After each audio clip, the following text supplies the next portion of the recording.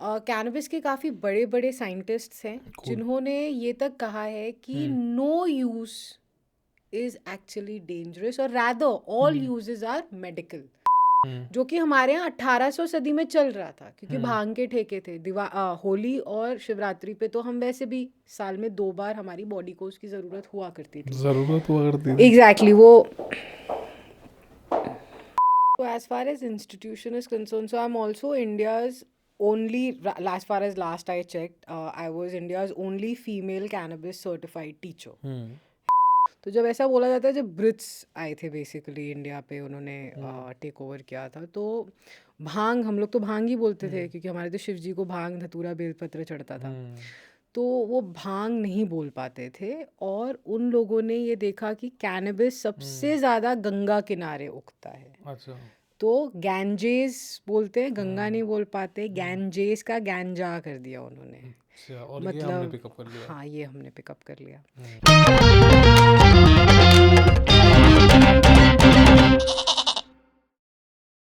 जब हम बॉब मार्ले का नाम सुनते हैं या जब हम स्नूप डॉग का नाम सुनते हैं तो हमारे दिमाग में एक शब्द आता है जिसका नाम है भांग और गांजा। इसके पीछे की स्टोरी क्या है, बहुत डिफरेंट है। इसके पीछे बहुत सारी ऐसी चीज़ें हैं जो आप लोगों को नहीं पता क्योंकि वेस्टर्न कल्चर ने इसको नशे के तौर पे प्रमोट करा है, बट इसके बहुत सारे ऐसे यूज़ हैं जो कि शायद मुझे और आपको नहीं पता हो। और इसी के लिए आज हमारे पास जो एक्सपर्ट हैं इस पर्टिकुलर प्रोडक्ट को लेके, वो इस प्रोडक्ट पे करीब पिछले 1 दशक से काम कर रही हैं और उन्होंने डिफरेंट ऑर्गेनाइजेशन, मीडिया, गवर्नमेंट के साथ काम करा है। उन्होंने डिफरेंट रिसर्च पेपर पे अपने रिव्यूज़ दिए हैं। ये अक्सर आपको ऐसी प्रोडक्ट के बारे में बात करेंगी जो आपके घरों में या जो आपके विसिनिटी में लोग अक्सर इसको एज अ टैबू या एक नशे के तौर पर मानते हैं।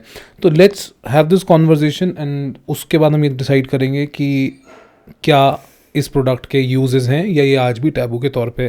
तो आज हमारे साथ हैं Hempvati. You can find her on Google as Hempvati. So hi. Hi, thank you so much for having me over.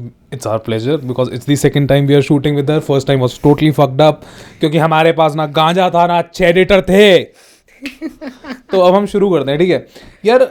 बहुत फ्री फ्लो में मेरा एक सवाल है, एज अ वैंडरर, खोया हुआ आदमी जिसे नहीं पता, ठीक है, गांजा जो है वो नशा है या वो मेडिसिन के तौर पे ज़्यादा अच्छी चीज़ है? पहले ये मुझे क्लैरिफाई करो आप। श्योर, मैं डेफिनेटली करूँगी। एंड उसका मैं एक आंसर एक डिफरेंट ढंग से देना चाहूँगी। ठीक है। सेलफोन जो है वो एडिक्शन है कि वो एक उपयोग की चीज़ है? हाँ ठीक है। तो अब आज की तारीख में अगर आप पागल खाने जाएंगे या साइकेट्रिस्ट के पास जाएंगे या इवन काउंसलर के पास जाएंगे, साइकोलॉजिस्ट के पास जाएंगे, वो बताएंगे कि कितने सारे लोग मेंटल बीमारियों के शिकार हो रहे हैं सिर्फ और सिर्फ एक सेलफोन के एडिक्शन की वजह से। So to answer your question, addiction is something basically we try to fill a void in our life. अब वो किस चीज़ से void भर रहे हैं उसके ऊपर is the second step. ठीक है। Coffee, chocolate, cell phone, the same way cannabis. Cannabis के काफ़ी बड़े बड़े साइंटिस्ट्स हैं जिन्होंने ये तक कहा है कि no use is actually dangerous और rather all uses are medical. तो अब वो क्यों बोलते हैं? क्योंकि अगर आप किसी गंजेड़ी या चरसी से पूछेंगे कि भाई या बहन आप क्यों पीते हो, तो उनका नॉर्मल, एंड यहाँ पे मैं मेडिकल पेशेंट की बात ही नहीं कर रही हूँ फॉर अ सेकंड, ये लेमैन जो नॉर्मल जो गांजा चरस पी रहे होते हैं, शांति के लिए, रिलैक्स होने के लिए, बेटर सोने के लिए, हंसने के लिए।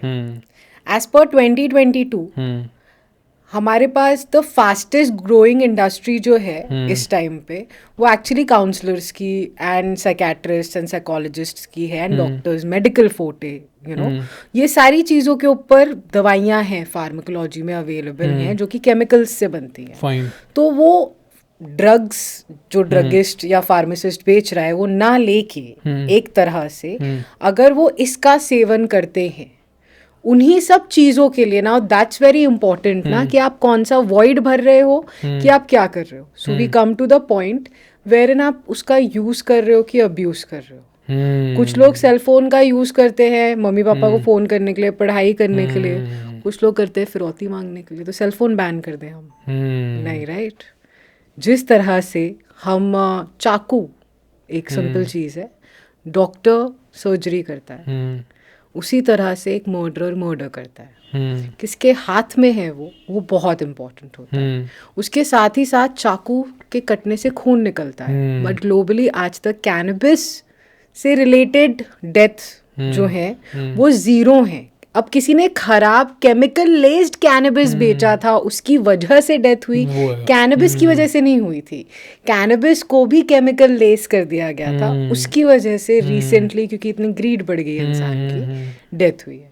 सो अच्छा, मुझे एक बात बताइए, जब आप कैनबिस प्रमोट करते हो, राइट, या मतलब प्लीज गो अहेड, या तो जब आप कैनबिस को लेके लोगों को एडुकेट करते हो तो अक्सर आपके सामने बहुत सारे ऐसे सवाल आते होंगे जिनका मतलब वो सवाल से ज़्यादा आप पे अटैक लगता होगा, राइट, कि नशा फैला रही है और ये उल्टे सीधे काम करवा रही है, राइट, होता ही है अक्सर सोसाइटी में, एक ये नोशन है ना।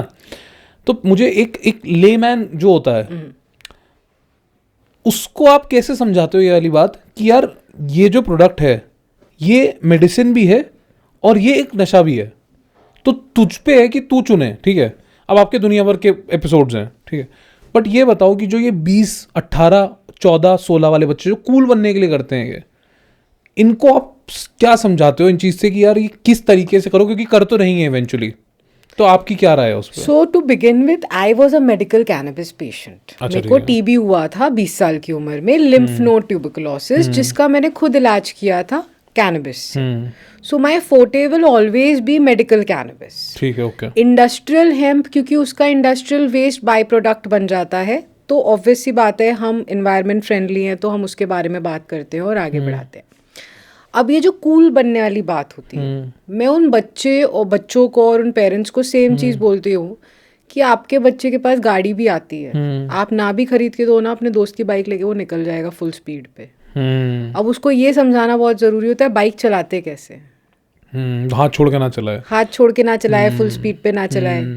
सो आज से 100 साल पहले इट वाज नॉट कॉमन कि आप अपने मॉम डैड के साथ शैम्पेन के ग्लास चक कर रहे हो या बियर चक कर रहे हो अपने फ्रेंड्स के साथ। एक बहुत बोलते ना पर्दा हुआ करता था। एज पर 2022 आज की तारीख में हम ये सारी चीज़ें घर पे, ज़्यादातर लोगों के घर पे बार होता है, एंड यू नो फ्रेंड्स के साथ क्या फैमिली के साथ बैठ के ड्रिंक कर रहे होते हैं। That same thing you know today is being followed for cannabis in US, जो कि हमारे यहाँ 1800 सदी में चल रहा था, क्योंकि भांग के ठेके थे। होली और शिवरात्रि पे तो हम वैसे भी साल में 2 बार हमारी बॉडी को उसकी ज़रूरत हुआ करती थी। एग्जैक्टली, वो हमारी बॉडी के अंदर एक एंडोकैनाबिनॉइड सिस्टम है। जिस तरह से रेस्पिरेटरी सिस्टम होता है, जिस तरह से डाइजेस्टिव सिस्टम होता है, रिप्रोडक्टिव सिस्टम होता है। अब ये एंडोकैनाबिनॉइड वो सिस्टम है जो हमारे मूड से लेके मेटाबॉलिज्म तक काम करता है।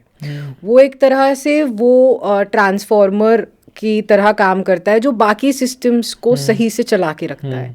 अब उसका नाम ही कैनाबिनॉइड आता है उसके बीच में। Cannabinoids are basically what are mainly found in cannabis as a plant, but बाकी जगहें भी हैं जहाँ पे वो, बाकी प्लांट्स भी हैं जहाँ से वो निकलता है, बट हमारे दिमाग में भी क्रिएट होते हैं कुछ एंजाइम्स और यू नो कुछ सिक्रीशंस होते हैं। तो एंडोकैनाबिनॉइड जब हमारे सिस्टम के अंदर ही है, एक सिस्टम है हमारी बॉडी के अंदर ही है, उसको एक्टिव रखने के लिए, उसको बेटर बोलते हैं उसके इस्तेमाल के लिए सिस्टम को एक मात्रा में बहुत ज़रूरी होता है। जिस तरह से विटामिन डी, ओमेगा, सो हेम्प के जो सीड्स होते हैं उसके अंदर ओमेगा 3, ओमेगा 6, ओमेगा 9 होता है। अब आप अपने बच्चे को ये बताएं फॉर एग्जाम्पल कि बेटा ठीक है, वही वो भांग है जहाँ से ये सीड, वही है जहाँ से वो भांग आया है, ठीक है, अब तुम एक काम करो, इसको खाओ, अपने प्रोटीन शेक के बदले इसको ऐड करो उन सब चीज़ों में। जैसे हम अपने बच्चों को सिखाते हैं ना कि सेल फोन पे खाली गेम मत खेला करो, पढ़ाई कर लो, उसके ऊपर भी अच्छे वीडियोस आते हैं, करेक्ट। उसी तरह हमें इसे एक वाइड वैरायटी में देखने की बहुत ज़्यादा ज़रूरत है। लेकिन मैं यहाँ पे ये ज़रूर कहना चाहूँगी कि जिसका दिमागी शैतान होगा ना, उसको अगर आप जन्नत में भी छोड़ के आओगे ना, भगवान के सर में दर्द दे देगा। That is what I have seen and believe. मैं 65 बच्चों को पढ़ा रही थी पहाड़ के ऊपर। I handle kids as much as I have taught M.Tech, B.Tech के बच्चों को अभी मैंने mentor किया है cannabis related projects, and I realize one thing कि उनके दिमाग में वही चीज़ें आती हैं जो आप भरो एक चीज़, तो अब हमारे मीडिया में अगर गांजे चरस के बारे में सिर्फ नशे की तरह दिखाओगे तो बच्चे उसके बारे में सिर्फ नशे की तरह ही सोचेंगे। जमशेदपुर इंडिया में बच्चों ने बनाया है हेम्प एथेनॉल बायोडीजल बना लिया है। मैंने खुद दिल्ली टेक्निकल यूनिवर्सिटी के साथ काम किया था, कोविड से पहले हमारे पास सिनॉप्सिस वगैरह सब कुछ था, हम ईंधन बना रहे थे। बाकी ICAR वगैरह के साथ हमने कोविड शील्ड्स वगैरह बनाने की हेम्प से एक प्रोटोटाइप बनाया था। तो उन बच्चों के पास भी सेम दिमाग है, वो दिमाग वो बेचारे उतना ही यूज़ करते हैं जितना हमें मीडिया में दिखाते हैं और दिखाया जाता है। तो हमारा मीडिया इतना ज़्यादा नेगेटिव होता जा रहा है कुछ सब्जेक्ट के प्रति कि वो दूसरी तरफ देख ही नहीं रहा है। आज की तारीख में यदि माइक टाइसन से लेके जेजी तक सबने इन्वेस्ट किया है, रतन टाटा ने कैनबिस बिजनेस में इन्वेस्ट कर रखा है इंडिया के अंदर वाया कंपनी नेम बोहेको। जितना उनके पास हेम्प शर्ट्स और ये सारी चीज़ें हैं, उतना ही कैनबिस रिलेटेड दवाइयाँ भी हैं। बहुत सारी कंपनीज हैं आज की तारीख में। अमेजिंग कंपनी फ्रॉम इंडिया, कैनाजो इंडिया करके हैं, बॉम्बे से हैं, वो भी पेशेंट्स की बहुत मदद कर रहे हैं। अब वही हो जाता है ना, बच्चों को ये सिखाना कि आपको कोई बीमारी है, अच्छा नींद नहीं आती, ओके इसलिए कर रहे हो, तो फिर 10 बार क्यों कर रहे हो, है ना। जैसे ट्राई-एच नाम की एक दवा मिलती है, ट्राइका नाम की दवा मिलती है, उन सब के OD से लोग रियली मर जाते हैं, ओवरडोज से, स्लीपिंग पिल के मर जाते हैं। कैनबिस के ओवरडोज से कोई नहीं मरा, कोकेन के ओवरडोज से मरते हैं। तो हम इसके लिए एक चीज़ को शैतान की तरह दिखाने की कोशिश करते हैं, क्योंकि कई बार वही छुपा हुआ भगवान होता है। 50,000 यूजेस ऑफ कैनबिस, जैसे ही हमने एक दूसरी तरफ उनको मोड़ा ना उन बच्चों को, वो अपने आप ही उसका सेवन ख़त्म हो जाता है, अब्यूज़ ख़त्म कर देते हैं, उनको यूजेस समझ में आ जाते हैं। सो या ठीक है। तो यार अभी ये तो हो गए इसके यूजेस और इसको एडुकेट करने की बात, राइट। इससे एक कदम आगे बढ़ते हैं। मेडिकली बहुत सारी चीज़ें, राइट, हर कोई पढ़ सकता है। आपने पहले भी मुझे बताया कि हार्वर्ड, ऑक्सफोर्ड, हर जगह रिसर्च पेपर्स हैं, यू कैन लॉग इन और उससे आपको मिल जाएंगे रिसर्च, राइट। मुझे लगता है इंडियन पेरेंट्स बहुत ज़्यादा टाइम्स रिसर्च पे नहीं दे पाते अपना, ठीक है। आज की तारीख में जो एक इसका काउंटर पार्ट है, जो हमारी इंग्लिश मेडिसिन आती है मार्केट में और XYZ मेडिसिन आती हैं, मुझे लगता है कहीं ना कहीं वो इसको लेके कहीं ये पैरेलल इकोनॉमी ना क्रिएट हो जाए, तो कहीं ना कहीं वो इस पे अटैक करती हैं, मुझे ऐसा लगता है। क्योंकि ऑब्वियस ही बात है, अगर ये अप हो जाएगा तो आपने जैसे खुद बताया कि 18th सेंचुरी में था, हमारी बॉडी की नीड होती है साल में 2 बार, आपने उस चीज़ का प्रोसेस का नाम बताया, राइट। और आपने अब मुझे एक बात है, इससे हम थोड़ा सा अभी पहले एक पैरेलल इकोनॉमी बात करेंगे, उससे पहले हम एक चीज़ पे बात कर लेते हैं, वो है आयुर्वेदा, राइट। तो बेसिकली जो आयुर्वेदा है वो हमारी खुद की वैदिक साइंसेज हैं, राइट। वहाँ से चीज़ें निकल कर आती हैं और उन्हीं से ही हमारा बहुत सारी चीज़ें आसपास हम देखते हैं। तो आप मुझे ये बताइए कि जैसे जब गांजा है, उसका और आयुर्वेदिक साइंसेस का क्या कोरिलेशन है? आयुर्वेदा जो है वो हमारे वेदों से आता है, ठीक है।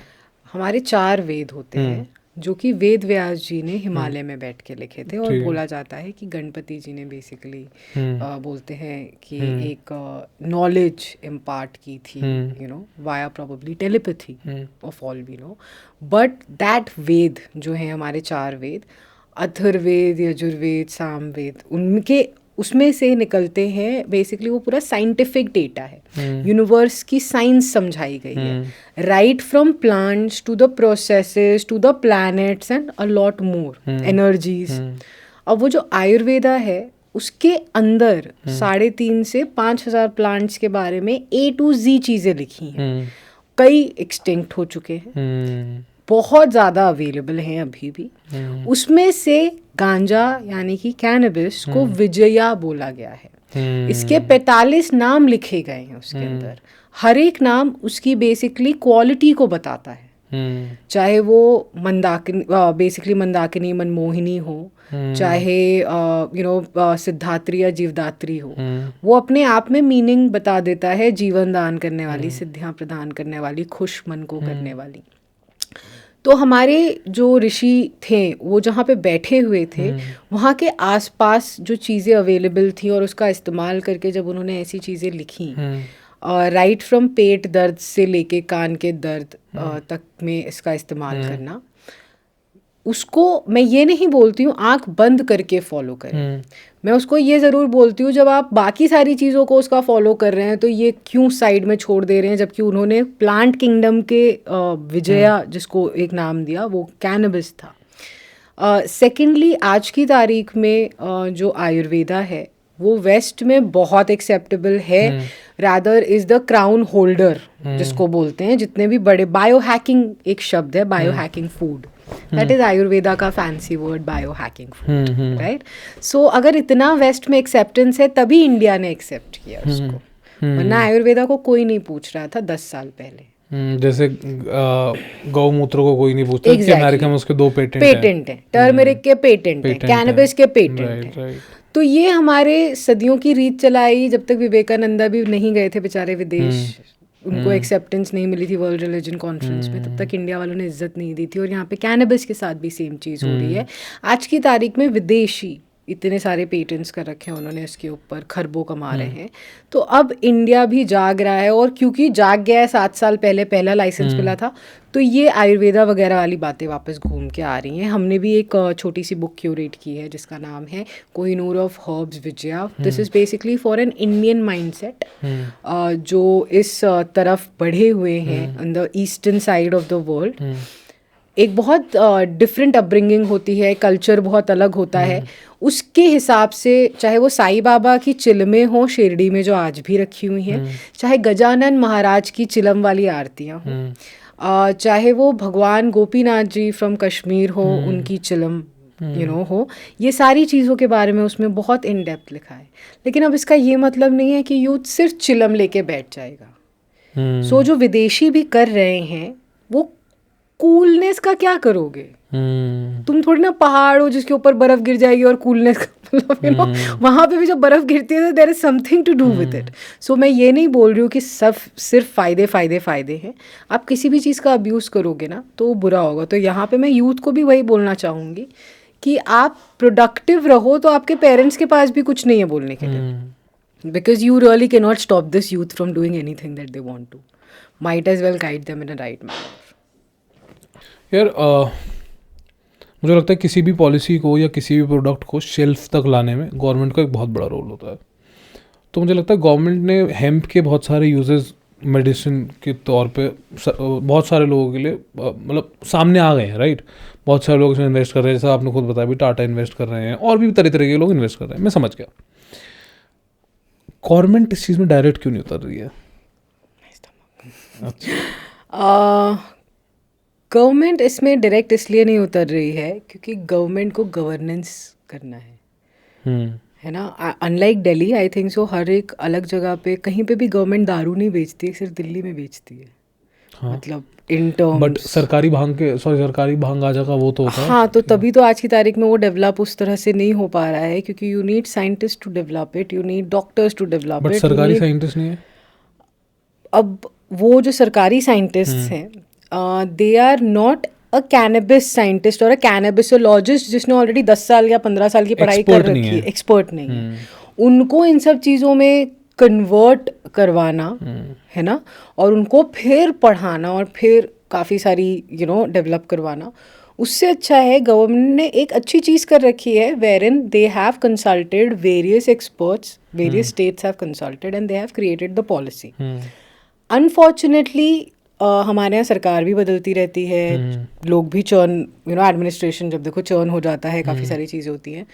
हर बार उन जो नए आते हैं ऑफिसर्स उनको हमें पढ़ाना होता है, उनको हम आगे लेके जाते हैं। अब पॉइंट वो हो जाता है कि जो कंपनीज पहुँचती हैं वहाँ तक, वो लेवल तक, वो एक बहुत कमर्शियल बेस्ड चीज़ें बिजनेस अनुसार एक एक्सचेंज ऑफ डेटा होता है। As Hempathy, as an activist, as an educator हमने काफ़ी अलग तरह से काम किया है। मेरे जैसे आई थिंक सो और भी 1-2 लोग हैं, बट हमारी कंट्री बहुत बड़ी है। 28 स्टेट्स, 8 यूनियन टेरिटरीज, मतलब इतने CMs, it's not just only एक प्राइम मिनिस्टर जो इस किस्म का लॉ इम्प्लीमेंट करवाएं, बिकॉज हर एक स्टेट के अपने rules and regulations, cultural and mindset भी होते हैं। तो यदि वो एंटाई इस चीज़ के है तो वो इंस्टेंट एंटी गवर्नमेंट भी हो सकती है कि आप हमारे बच्चों को नशेड़ी बनाना चाहते हो, अपने वोट के लिए गंजेड़ी बना रहे हो आप।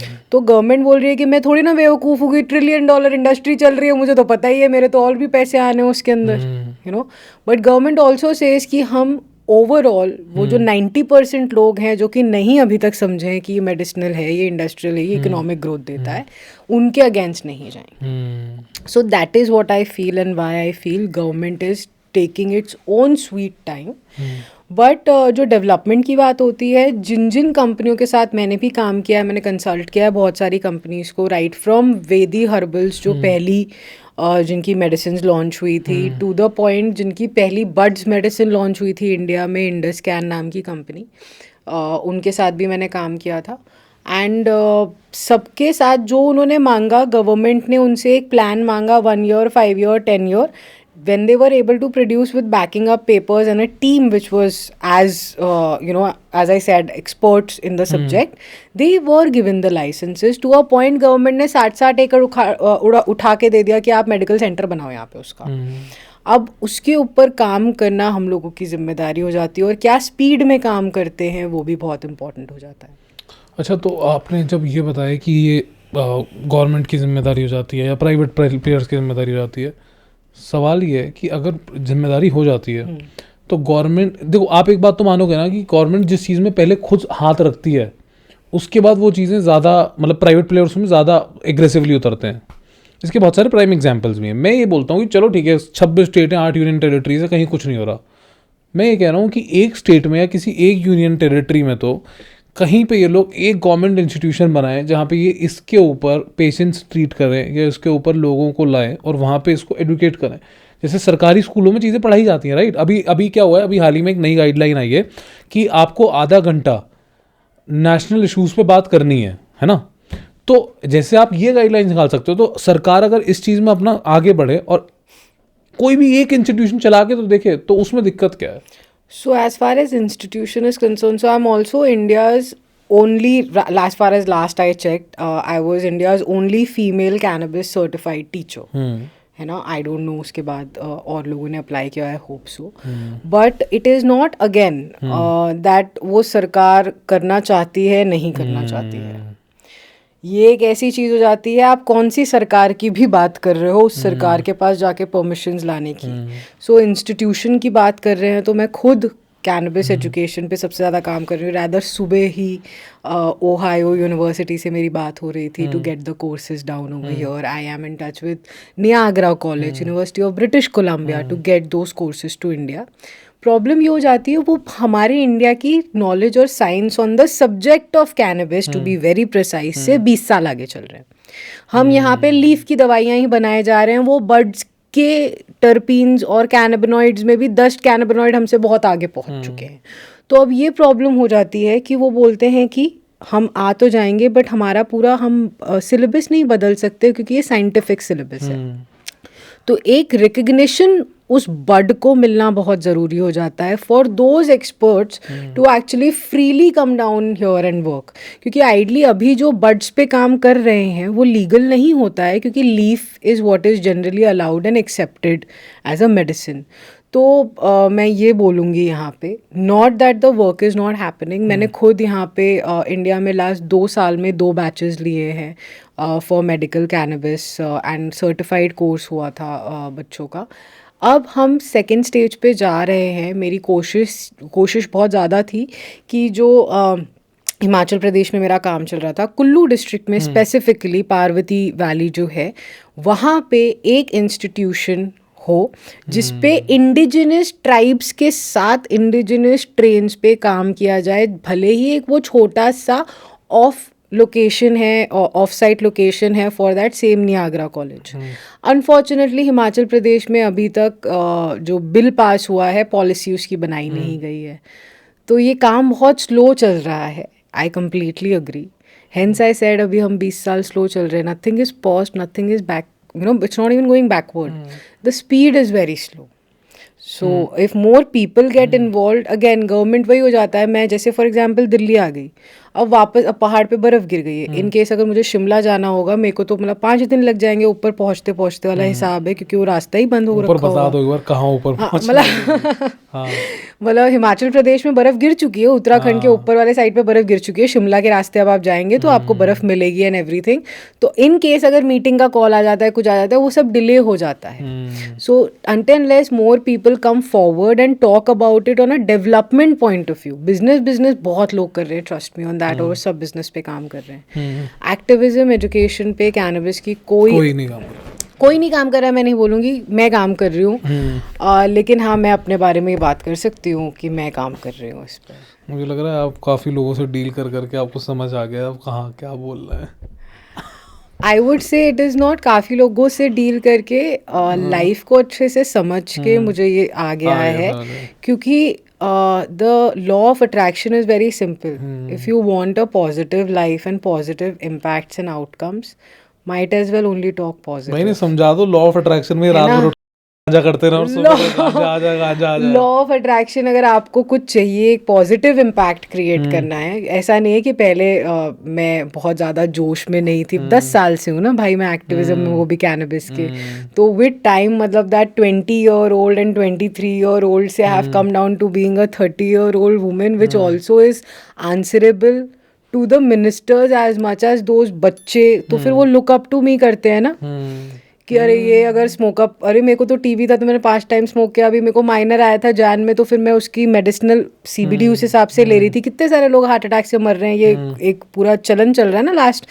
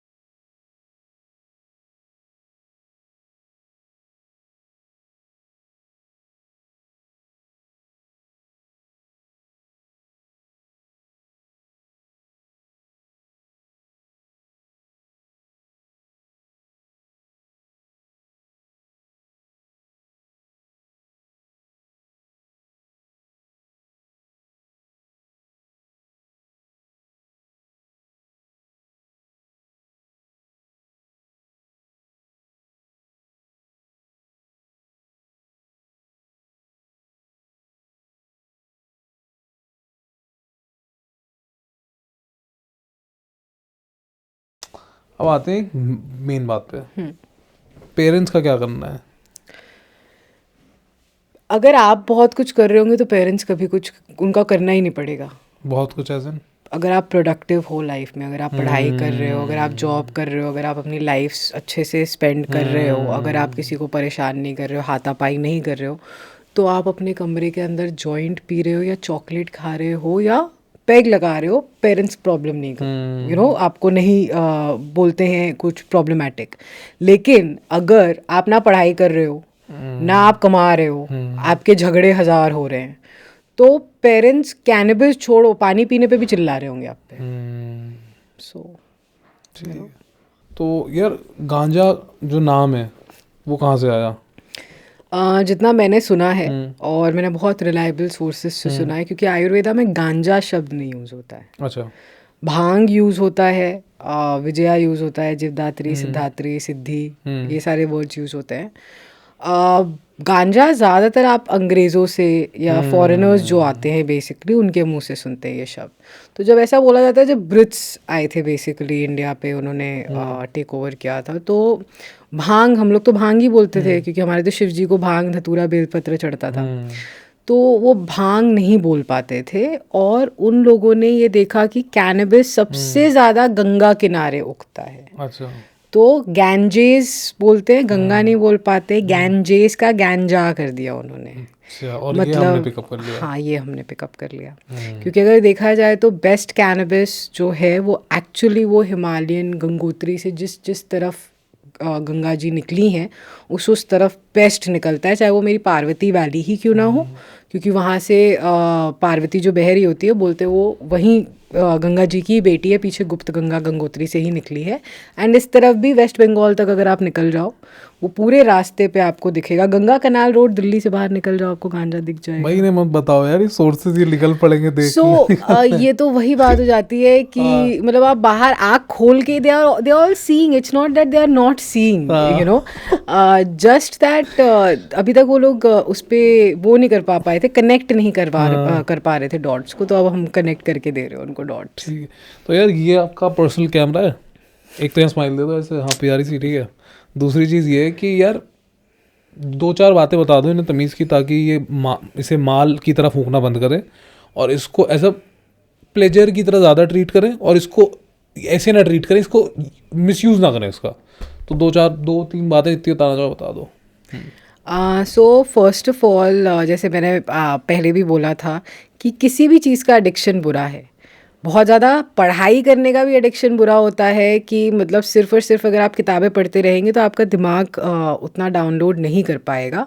तो all work no play makes Jack a dull boy वाला हिसाब है, उसी तरह all play no work makes too much also. So please have anything, and I feel everything that suits you keeps you in balance, in limit. Apart from that, I would only say आप जो भी करें उसके बारे में inside out research करके करें। जब मैंने मेरा टीबी का भी इलाज किया था, मैंने बहुत टाइम स्पेंड किया था documentaries, research papers, connecting with activists from US, Canada, doctors who were already working in other countries, and उसके बाद मैंने ये सारी चीज़ें की थी कि आज की तारीख में मैं पेशेंट्स को इंडिया में मदद कर पा रही हूँ। लेकिन अगर आपका मन है इन सब चीज़ों पे काम करने का, एक सही मेथड को फॉलो करें, अपने आसपास के लोगों को जागरूक करें उस बारे में, ना कि एक अपनी रिबल स्पिरिट को भी manifested in a very positive light, कि कल की तारीख में वो आपके डेवलपमेंट में काम आए, ना कि बाकी लोग आपको देख के सिंक इन करें। तो मुझे ऐसा लगता है कैनबिस में बहुत पोटेंशियल है अगर आपको कुछ करना है। मेडिकल कैनबिस, इंडस्ट्रियल हेम्प जैसी चीज़ें ऑनलाइन गूगल पे डाल के देखें, नेटफ्लिक्स हो गया, उस पर इतने सारे web series and documentaries available है, यूट्यूब पे अवेलेबल है, कि इसका अच्छी तरह से यूज़ कैसे कर सकते हैं, पेपर्स कैसे बना सकते हैं, कपड़ा कैसे बना सकते हैं। तो वाइडन बोलते हैं ना, widen the perspectives from here, आप लोग भी, तो आप ऑटोमेटिकली उसको बहुत बैलेंस तरीके में करोगे। बाकी तो आई थिंक इंडिया के पास गांजा, चरस, भांग हज़ारों सालों से है, हमने कभी अब्यूज़ किया नहीं था। आज की तारीख में भी अगर हो जाता है तो हम अब्यूज़ करेंगे नहीं, इतना भरोसा मुझे मेरे आसपास वालों पे है, मुझे मेरी कंट्री पे और कंट्री वालों पे है। बाकी तो देखते हैं। तो यार अगर आपको ये एपिसोड पसंद आया तो वो 3 शब्द आपको पता है, magical words, please like, share और सब्सक्राइब कर दिया करें। दूसरा यार, हम कोशिश ये करते हैं, मतलब हमें क्यों ही देखना, उसका एक सिंपल से रीज़न है, हम कोशिश करेंगे नकली बातें ना करें, ये बच्चों वाली बातें, नकली बातें हम नहीं कर रहे। दूसरा रिक्वेस्ट आपसे ये है, कमेंट में जितनी गालियाँ देते हो तो सजेशंस लिखा करें, अच्छा लगता है। और मेरे जो डीओपी हैं वो इस साइड बैठे हैं, या जो भी इन्हें कहते हैं, इन्होंने अपनी डेजिग्नेशन नहीं दी, तो उन्होंने कहा अबाउट नहीं, डिस्क्रिप्शन बोलना है। तो डिस्क्रिप्शन में इंस्टाग्राम का लिंक है, हे बकरी नाम है, और अब तुम्हारा चैनल हे बकरी यूट्यूब से सर्च करने पे भी आता है और गूगल पे करने पे भी आता है। तो सब्सक्राइब करें भैया और शेयर कर दें, और कमेंट या इनबॉक्स में गालियों से ज़्यादा अपने सजेशंस लिखा करें, अच्छा लगेगा। तो मिलते हैं फिर अगले एपिसोड में। शुक्रिया।